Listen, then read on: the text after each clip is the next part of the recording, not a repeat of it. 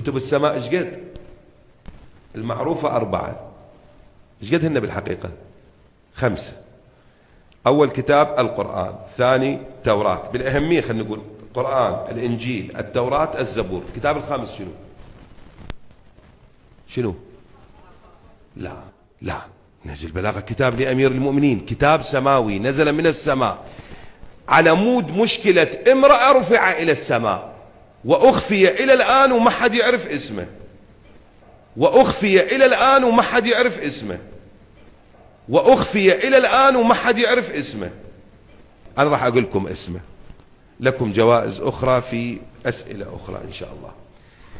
اسمه جاماساب، اسمه جاماساب، اسمه جاماساب، وهو كتاب نزل إلى نبي الله زردشت، وهو كتاب نزل إلى نبي الله زردشت. والآن ديانة زردشتية في إيران، في بعض دول العالم زردشتية في لبنان،